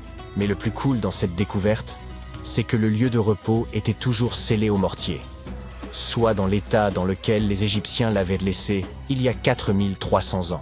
Cela peut paraître étrange, mais en 2008, des archéologues ont découvert une pyramide manquante. Elle a disparu parce qu'elle s'est tout simplement détériorée en l'espace de 4000 ans. Aujourd'hui, on ne voit plus que sa base. C'était un site très important dans l'Antiquité. On dit qu'autour de la pyramide, les anciens organisaient une cérémonie très particulière, au cours de laquelle les grands prêtres portaient les restes momifiés de taureaux sacrés. Voici un fait amusant. Les anciens Égyptiens croyaient que les taureaux étaient des incarnations terrestres de la divinité de la ville de Memphis et qu'ils étaient liés au rite de fertilité. Mais il ne s'agissait pas de n'importe quel taureau. Ils devaient être entièrement noirs, avec une seule marque blanche entre les cornes et tout un tas de caractéristiques très spécifiques. Ils étaient sélectionnés par les prêtres locaux et honorés jusqu'à leur mort. Ensuite, ils étaient momifiés et enterrés dans des galeries souterraines. Cette pyramide manquante a disparu vers le XVIIIe siècle. C'est un archéologue allemand qui l'a découverte pour la première fois dans le village de Saqqara. Il l'a nommée la pyramide décapitée lorsqu'il l'a vue pour la première fois. Mais des années après sa découverte officielle, le sable du désert est venu la recouvrir. On a procédé à quelques fouilles, entre le 19e et le 20e siècle, mais pas de manière systématique. C'est pourquoi les scientifiques ont été très contents le jour où ils ont déterré la base entière de la pyramide après avoir retiré le monticule de sable de 8 mètres qui la recouvrait. Et saviez-vous que des archéologues américains fouillaient un cimetière égyptien qui pourrait contenir plus d'1 million de corps momifiés? Jusqu'à présent, les archéologues ont déterré environ 1700 momies. L'une des principales différences avec les autres momies égyptiennes classiques est que ces personnes n'étaient ni des rois ni des pharaons. C'étaient des gens du peuple ayant vraisemblablement vécu il y a 1500 ans, lorsque l'Égypte était contrôlée par les empires romains et byzantins. Le nom du cimetière est intéressant, la voie du buffle d'eau, au cas où vous voudriez y jeter un coup d'œil lors de votre prochain voyage. Outre les taureaux et les buffles, les Égyptiens de l'Antiquité aimaient aussi les babouins. Y a-t-il une logique dans tout ça? Au début du XXe siècle, des archéologues ont découvert un site rempli de babouins momifiés dans un endroit appelé la vallée des singes. Un animal n'aurait pas été momifié s'il n'était pas considéré comme important.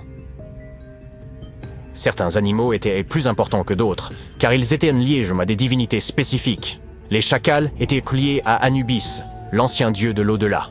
Quant aux chats, ils étaient assimilés à la divinité féminine Bastet. Les babouins étaient très importants, car on pensait qu'ils étaient liés à Thoth, la divinité de la sagesse et conseiller de Ra, l'une des divinités suprêmes de l'Égypte. Les archéologues ont découvert que ces babouins n'étaient pas très heureux.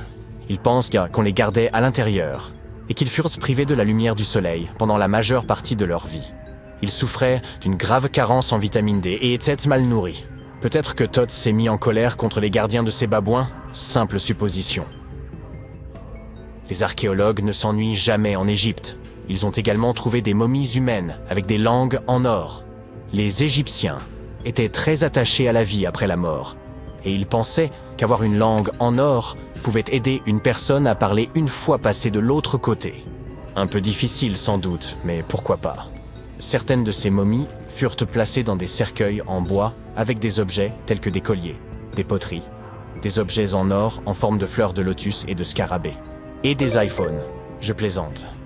Un nouveau temple a également été exhumé récemment en Égypte. Les scientifiques pensent qu'il était consacré à Zeus Cassios. Cette divinité serait un croisement entre Zeus, la toute-puissante divinité grecque, et le mont El-Kas. En fouillant la péninsule du Sinaï, en Égypte, les archéologues sont tombés sur 2 colonnes de granit rose qui sortaient du sol. Et bingo! Ils pensent que ces colonnes représentaient la porte d'entrée du temple et qu'elles se sont effondrées lors d'un tremblement de terre il y a de nombreuses années. Et puisqu'on parle de divinité, certaines sont moins sérieuses que d'autres. Récemment, des scientifiques ont déterré un anneau d'or dans une ville située au sud du Caire. Non, Frodon, il n'est pas magique. Il s'agit d'un anneau en or, tout ce qu'il y a de plus normal, sauf qu'il est orné de la figure de la divinité de l'amusement, qu'on appelle Bès. Cette divinité est souvent décrite dans les textes sacrés comme un joyeux nain joufflu. Aujourd'hui, nombreux sont les tatouages dépourvus de signification et réalisés à des fins purement esthétiques. Dans l'Égypte ancienne, cependant, les femmes se faisaient tatouer afin d'être protégées au moment d'accoucher. C'est du moins ce que pensent les scientifiques. Dans la région du Nil, des chercheurs ont trouvé des momies dont les tatouages étaient bien conservés, ce qui est tout rare, car la peau se détériore très facilement.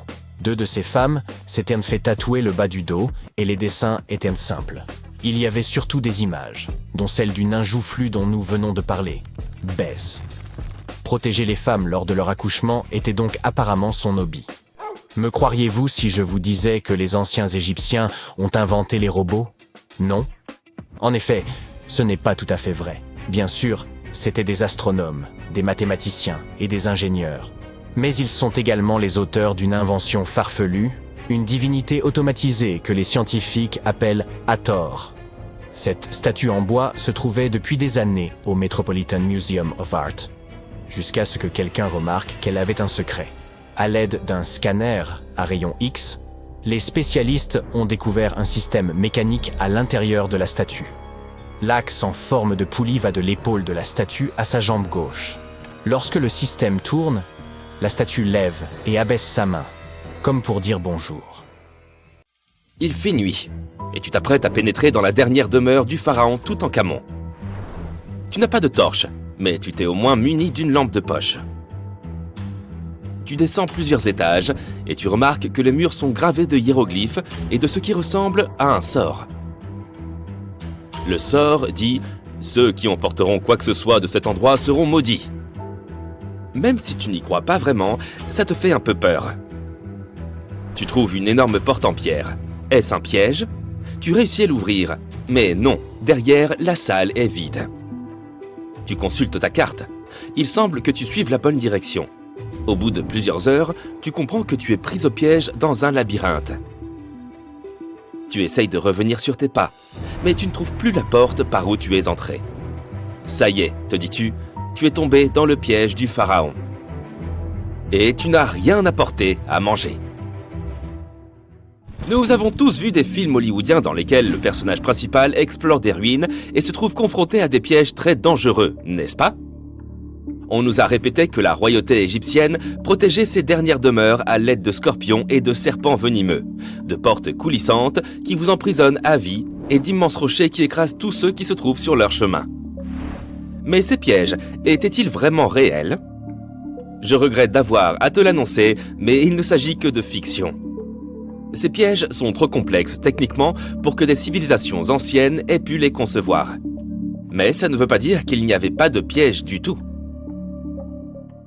Les civilisations anciennes, comme celles des Égyptiens et des Mayas, construisaient des monuments qu'elles dédiaient à leurs grands morts. Ces structures témoignaient souvent de la position qu'occupait la personne dans la société. Ainsi, pour les personnes vraiment importantes, les VIP de leur époque, on bâtissait d'immenses monuments qui abriteraient leurs dépouilles longtemps après leur disparition. Certaines de ces civilisations croyaient que la vie se poursuivait de l'autre côté du voile. C'est pourquoi on enterrait les gens avec leurs possessions. S'ils étaient riches et puissants, les sépultures étaient remplies d'or et de richesses. Imagine maintenant que tu vives en Égypte ancienne. Tu sais exactement où se trouvent tous les tombeaux des pharaons et tu as entendu des rumeurs sur les grandes richesses conservées dans ces lieux. Peut-être serais-tu tenté d'aller y jeter un coup d'œil ? Il s'agit de grandes salles remplies du sol au plafond d'objets d'or, de bijoux et même d'argent. C'est vrai, c'est tentant. Et comme il n'y avait pas de gardien pour protéger l'entrée de ces lieux, les Égyptiens devaient faire preuve d'imagination pour préserver ces trésors. Les pièges étaient une solution très pratique. On construisait par exemple des salles vides à l'intérieur des monuments afin de confondre les voleurs. Examinons la dernière demeure d'Amenhotep III. Elle fut construite dans la ville de Luxor, dans un wadi secondaire de la vallée des rois. 2 ingénieurs français ont découvert le monument entre 1905 et 1914. Cette structure est immense et comporte plus de 10 salles reliées entre elles par de longs couloirs et de raides escaliers. La salle du roi est la mieux dissimulée et avant de la trouver, un étranger sera perdu plusieurs fois dans ce sombre dédale. D'autres pharaons ont tenté de protéger leurs richesses en faisant construire des monuments dont les faux planchers dissimulaient des trous d'une profondeur pouvant aller jusqu'à 6 mètres. Les visiteurs indésirables étaient ainsi découragés dans leurs recherches en voyant s'ouvrir le sol en chemin vers la chambre du roi. Outre les faux planchers, ils excellaient à construire de véritables labyrinthes de couloirs et de fausses murailles. Et les voleurs pouvaient mettre des heures avant de trouver la riche sépulture.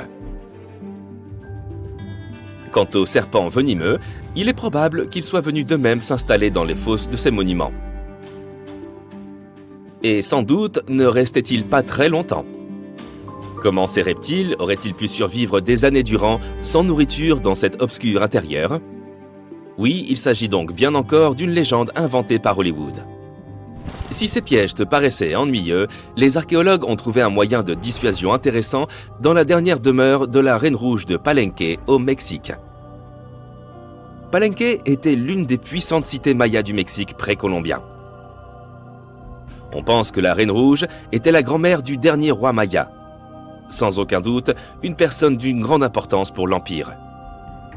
En son honneur, un immense monument fut construit pour conserver son corps après sa mort. La découverte de la tombe elle-même a été un véritable événement. Les archéologues ont trouvé un ancien monument en creusant sur le site en 1994. Ils ont d'abord vu une salle avec une porte cachée. Une fois la porte ouverte, ils ont découvert un long couloir. Enfin, au bout de ce couloir, se trouvait la chambre de la reine. Les archéologues étaient impatients de mettre au jour cette salle contenant la momie de la reine.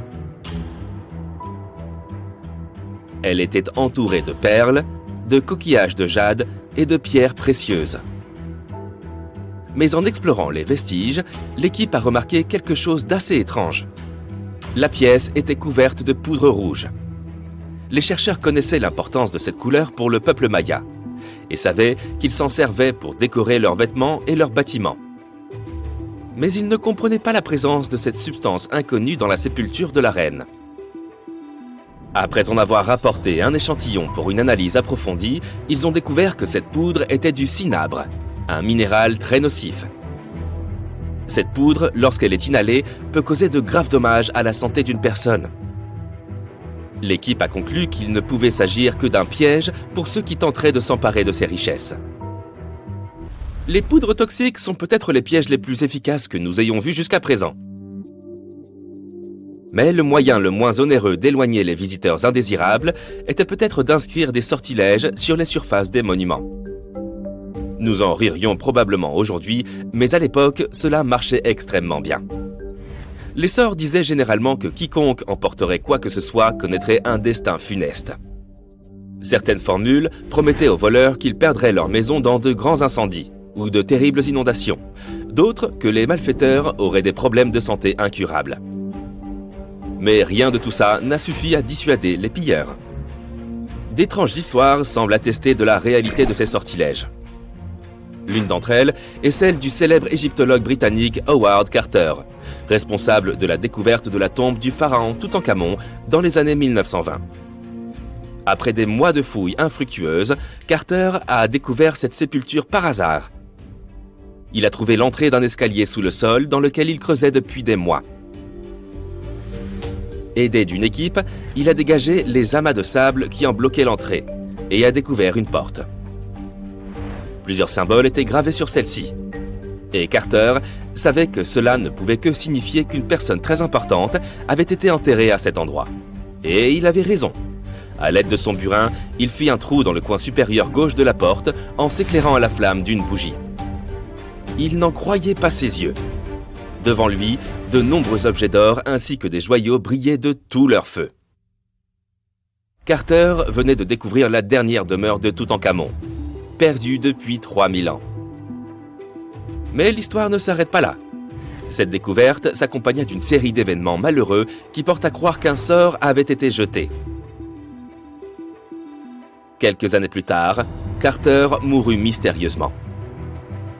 Et certains de ses assistants perdirent leur maison dans des inondations, tout comme l'une des formules le promettait. Certaines personnes croient qu'il s'agit de simples coïncidences, car il n'y a aucune preuve du lien entre ces différents événements. Et toi, qu'est-ce que tu en penses? Était-ce un bon piège après tout?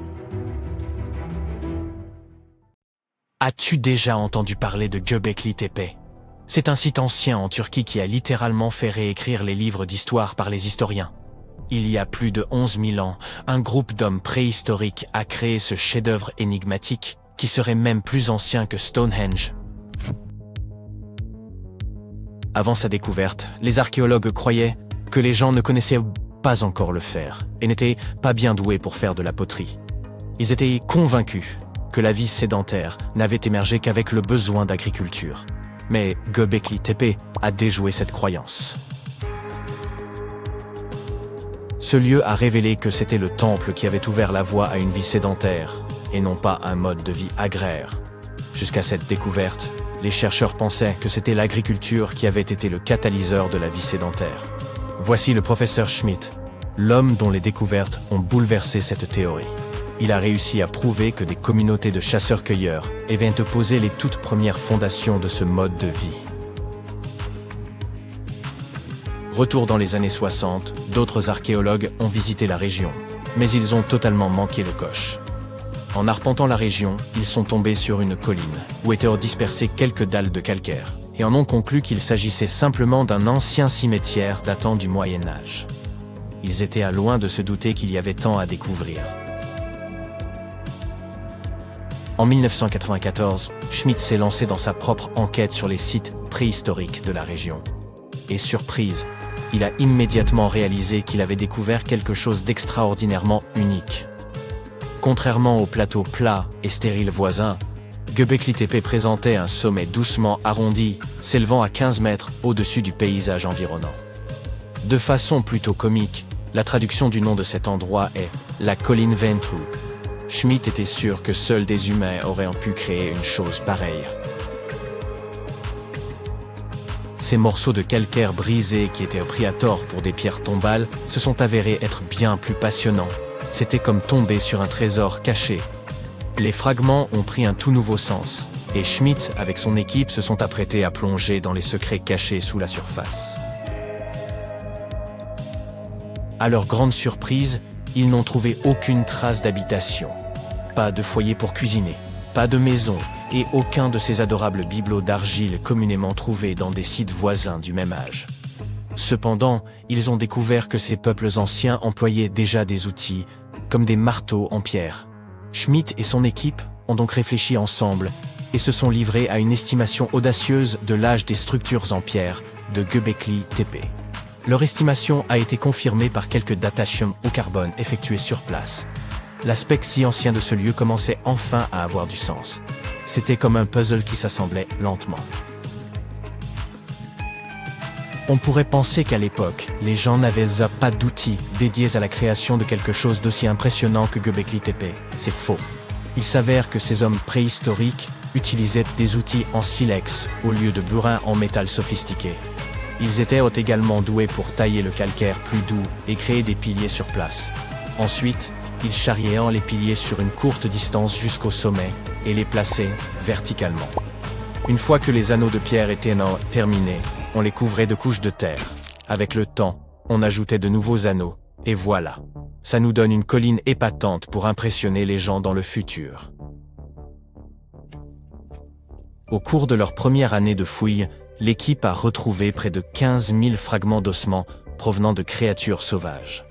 Les autochtones n'avaient pas d'animaux domestiques et ne cultivaient pas leur propre nourriture. Ils chassaient des bêtes sauvages pour leur repas. Mais les choses étaient sur le point de changer, car l'endroit présentait tout ce dont ils avaient besoin pour commencer à se livrer à l'agriculture.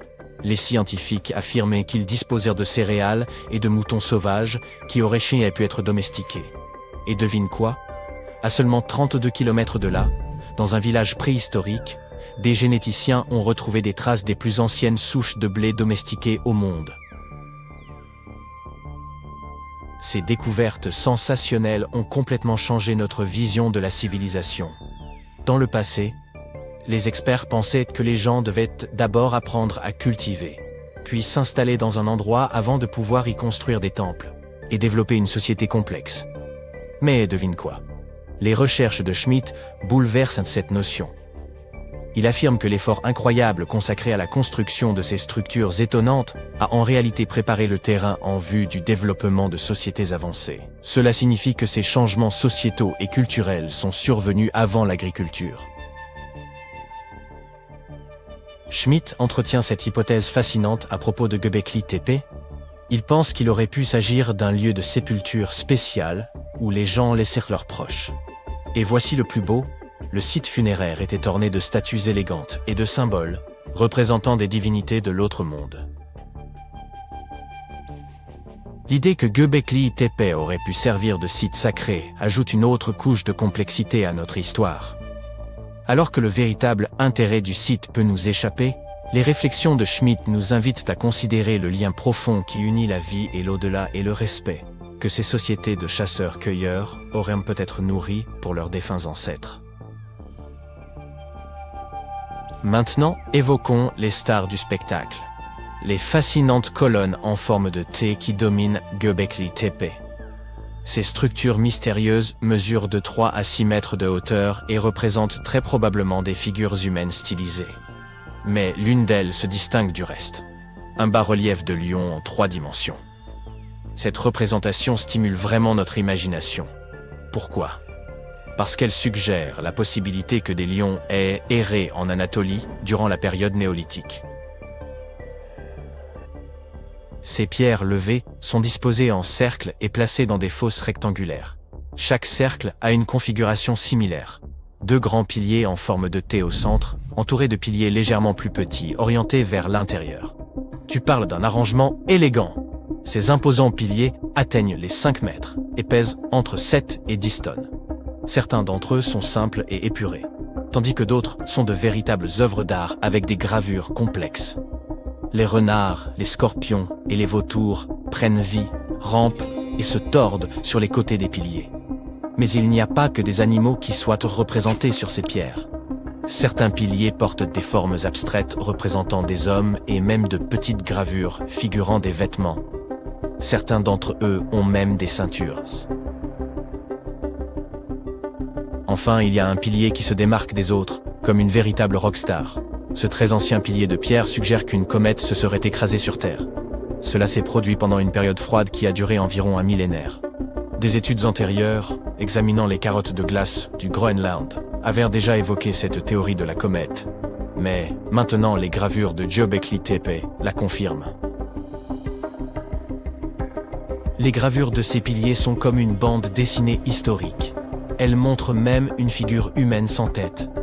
Les chercheurs ont traité ces images par ordinateur et ont découvert leur lien avec les constellations, ce qui indique que ce temple aurait pu être un ancien observatoire.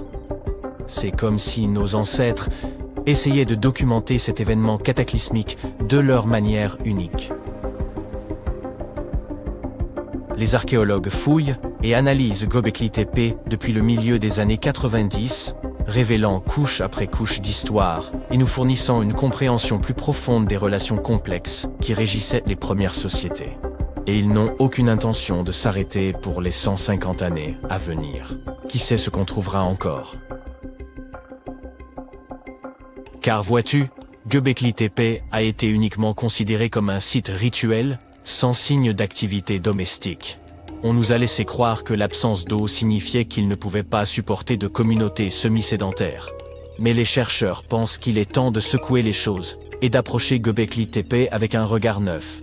Il pourrait être bénéfique de remettre en question ce que nous croyions auparavant et d'utiliser de nouvelles preuves et différentes façons de penser. Ainsi, il pourrait y avoir un groupe de personnes vivantes dans cette région qui ne restaient pas au même endroit tout le temps. Ils se déplaçaient un peu mais avaient tout de même une culture propre, vivant dans la région de manière semi-sédentaire. Göbekli Tepe n'est pas seulement l'emplacement d'un temple unique, mais aussi d'une incroyable collection de plus de 20 structures anciennes. À mesure que les archéologues sondent les profondeurs de cette merveille, ils en comprennent la disposition unique, avec 2 points focaux proéminents au cœur de chaque fondation, complétés par des structures plus petites et des murs de partage. Ce qui était encore plus fou, c'est que l'on compte également plus de 200 obélisques dans les parages. Imaginez que vous ayez réservé une excursion dans les jungles du Costa Rica. Tout à coup, vous tombez sur une énorme sphère de pierre, dont le diamètre fait presque 2 mètres. Comment diable est-elle arrivée là et que symbolise-t-elle? Vous interrogez immédiatement votre guide. Il n'est pas aussi étonné que vous, et vous explique qu'il y en a en fait plusieurs centaines disséminées dans le sud du pays. Ces mystérieuses sphères de pierre n'ont pas de nom officiel. Les habitants les appellent simplement Las Bolas, ce qui signifie boule en espagnol, tandis que les historiens les appellent les sphères d'Iquiz, du nom de la culture qui les a produites. Les scientifiques ont étudié les couches de sédiments de la Terre qui les entourent et estiment que les plus anciennes ont été fabriquées vers l'an 600 de notre ère et que les plus récentes datent de l'an 1000 de notre ère. De nombreuses sphères ont été déplacées après leur découverte initiale. C'est pourquoi les archéologues ont du mal à les dater avec précision. La culture d'Iquiz a complètement disparu peu après sa découverte par les Espagnols, au XVIe siècle. Contrairement aux Mayas et aux Aztèques, les mythes et légendes de ces peuples n'ont pas survécu et ne peuvent donc pas expliquer l'existence de ces mystérieuses sphères. Plus de 300 de ces boules ont été découvertes à ce jour, certaines mesurant moins de 2,5 cm de diamètre, les plus grandes mesurant jusqu'à 2 mètres de diamètre, plus hautes donc que la plupart des humains. Bien que certaines sphères soient en calcaire, la majorité d'entre elles ont été sculptées dans une variété de basalte, un type de roche qui se forme lorsque la lave se refroidit rapidement.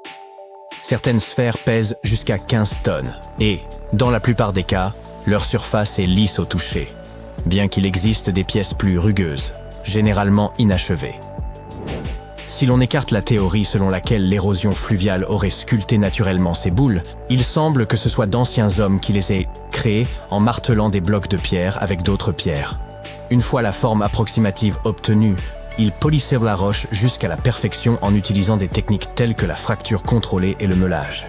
Ces mystérieuses sphères se trouvent dans le delta du Iquiz, sur la côte de l'océan Pacifique. La plupart d'entre elles ont été découvertes dans un lieu appelé Ferme 6, qui, avec 3 autres sites, a été proclamé site du patrimoine mondial de l'UNESCO en 2014. La zone contient d'autres découvertes de l'époque précolombienne, telles que des espaces pavés, des sites funéraires et des monticules.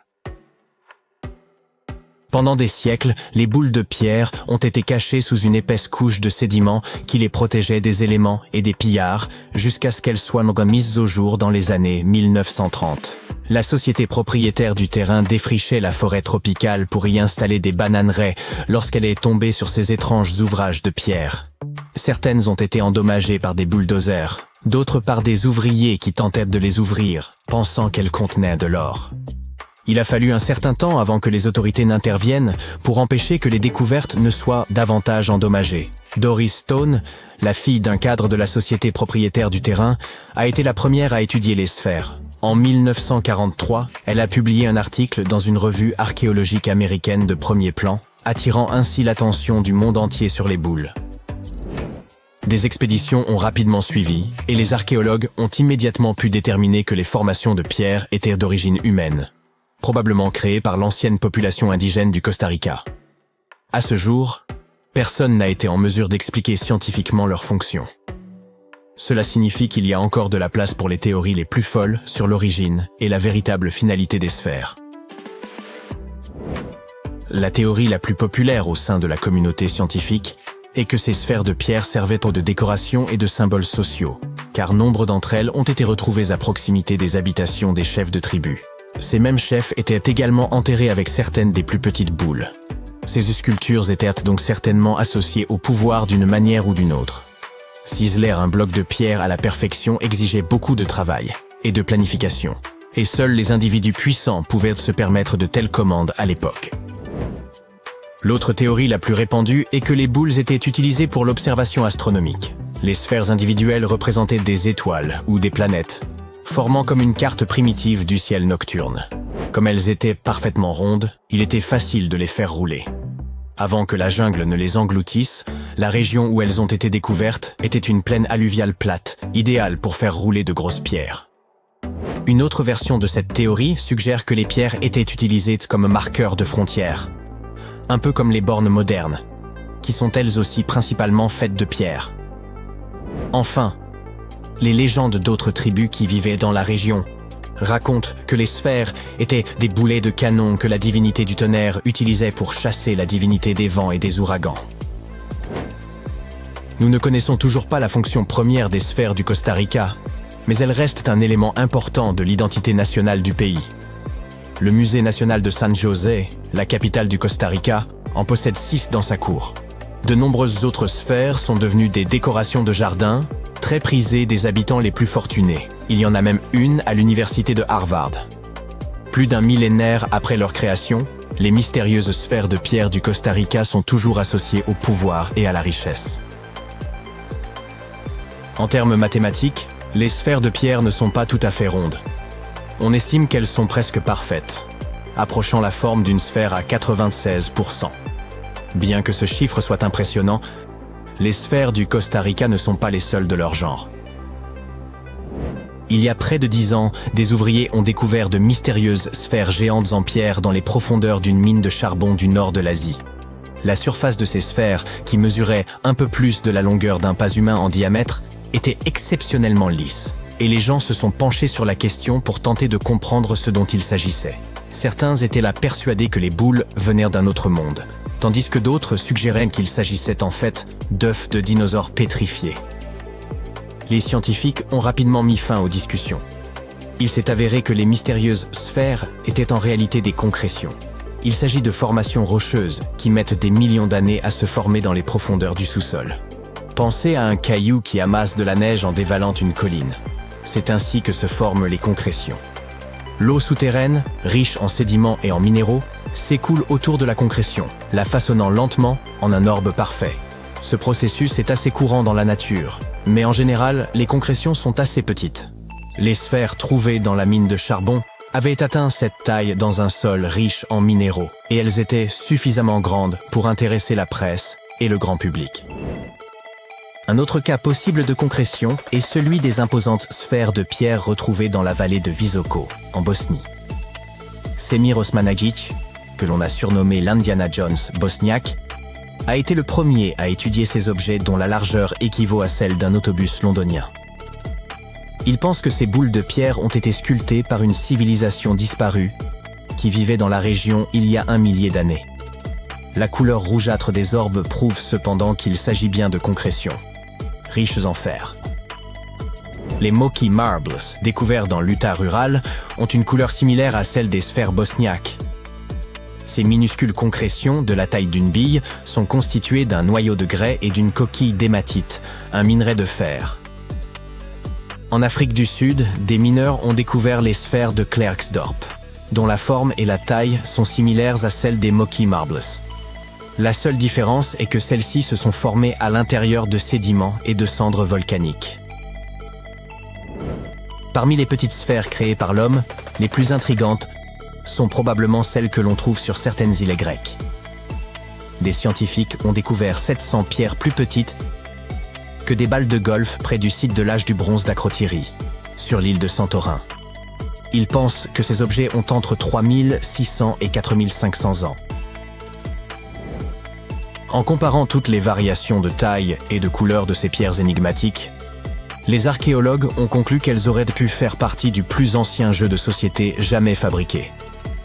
Avec l'aide de l'intelligence artificielle, les scientifiques tentent aujourd'hui de comprendre les règles de ce jeu.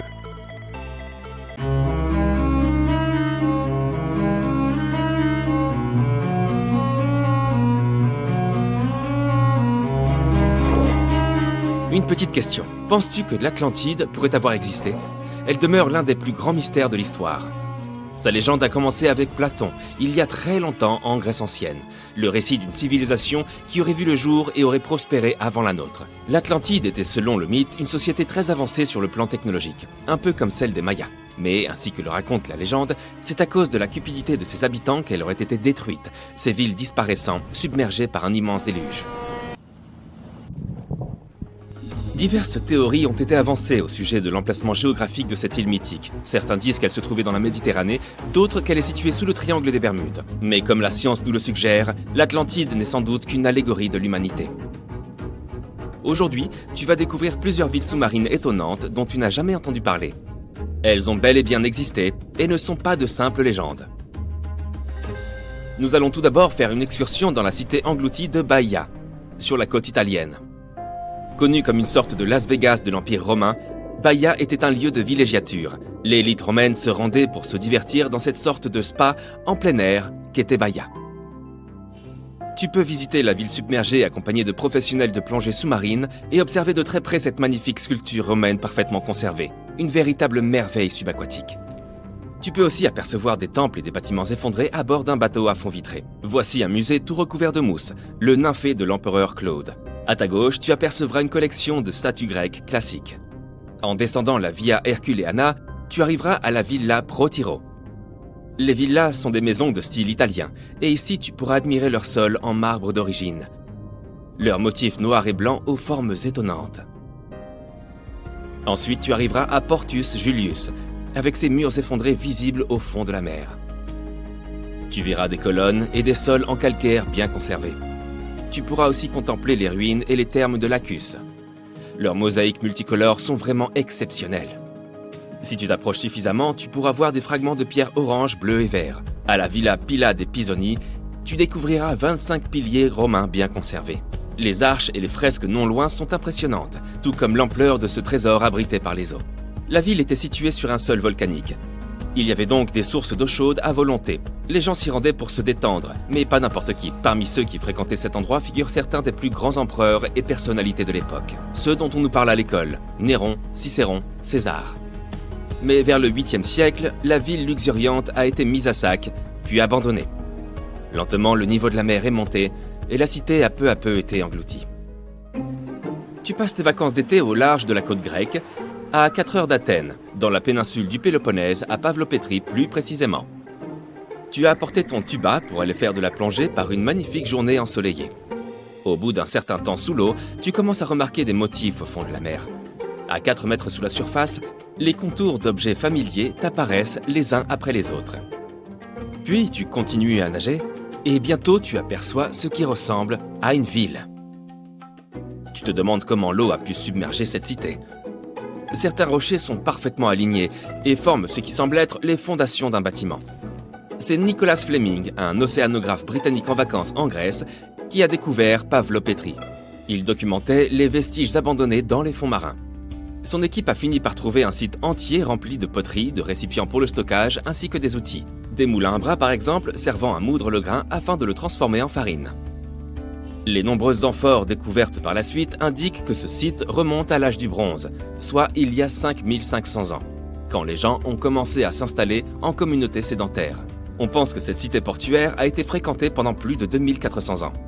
Pavlopétrie est aujourd'hui considérée comme la plus ancienne ville engloutie jamais découverte. Et c'est d'autant plus impressionnant de constater qu'il ne s'agissait pas d'un simple village. C'était une véritable ville, avec des bâtiments en pierre, un marché, des rues et même des places. Continuons notre exploration à la découverte d'autres villes sous-marines. Tu plonges au large de l'archipel des Ryukyu. Les eaux du Pacifique sont loin d'être calmes. Un fort courant t'entraîne dans les profondeurs de la mer. Soudain, tu aperçois une énorme structure éclairée par le soleil qui traverse jusqu'au fond des eaux. Au début, cela ressemble aux ruines de Machu Picchu, situées sur l'autre côté du globe, au Pérou. En t'approchant, tu découvres lentement ses formes. Une structure en forme de pyramide, des arches, des escaliers. Quelque chose qui aurait pu être un palais ou un château. Tout cela pourrait être le signe d'une activité humaine ancienne. Ce site est aujourd'hui connu sous le nom de structure sous-marine de Yonaguni, mais on l'appelle également l'Atlantide du Japon. Le monument entier fait environ la taille de 5 terrains de football, et sa hauteur est celle d'un bâtiment de 5 étages. Sa caractéristique la plus surprenante, ses vastes terrasses faites pour accueillir de grands rassemblements. Les explorateurs et les scientifiques pensent que Yonaguni existe depuis 10 000 ans. Mais la question de savoir s'il s'agit d'une structure construite par l'homme ou d'une formation naturelle fait toujours l'objet d'un débat. Selon le meilleur géologue marin du Japon, le professeur Masaaki Kimura, Yonaguni serait l'héritage d'une civilisation perdue. Kimura a plongé dans cette zone afin d'explorer ses ruines plus de 100 fois au cours des 10 dernières années. D'après lui, on y trouve des signes évidents d'activité humaine. Le bassin triangulaire, situé à la surface du monument, est caractéristique, par sa forme symbolique, des fontaines historiques de la région.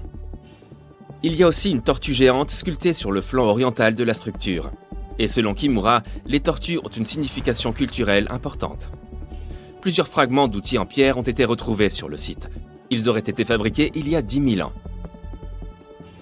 Cependant, tous les scientifiques ne sont pas convaincus. Nombreux sont ceux qui pensent que Yonaguni est le résultat de milliers d'années d'érosion. Le fait que le monument soit composé d'un seul bloc de roche les pousse à croire qu'il n'est pas d'origine humaine.